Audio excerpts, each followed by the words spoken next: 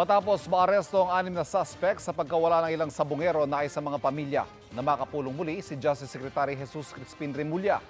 Panawagan din nila sa mga naaresto sabihin na kung nasaan ang mga nawawala. Nakatutok si Salima Refran. Sana makonsensya naman kayo. Maraming pamilya ang nasaktan, maraming pamilya ang umiyak ngayon. Aminin niyo kung anong totoo. Gustong makaharap ng mga kaanak ng mga nawawalang sabungero ang mga naarestong akusado sa case number 1 ng missing sabungeros. Importante ang pagkakaarestong ito, lalo't ang isa sa mga akusado na si Julie Dondon Patidongan, suspect din sa pagkawala ni Michael Bautista sa Santa Cruz, Laguna noong April 2021. Si Bautista ang nakunan pa ng cellphone video na nakaposas habang binibitbit ng dalawang lalaki.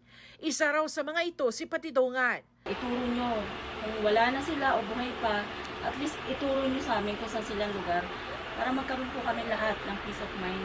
Ang reklamong kidnapping at serious illegal detention para sa pagkawala ni Bautista, ibinalik ng National Prosecution Service sa PNP-CIDG para kumala pa ng mas maraming ebidensya. Nais ngayon ng mga pamilya ng mga nawawala na makapulong muli si Justice Secretary Jesus Crispin Remulla.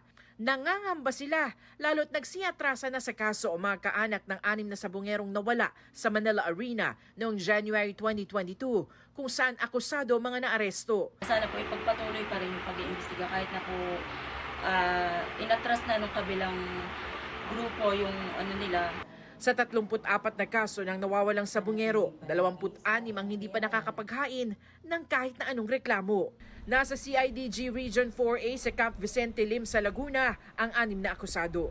Kinukuha pa ng GMA Integrated News ang panig ng Department of Justice at PNP. Para sa GMA Integrated News, Salima Refran, nakatutok 24 oras.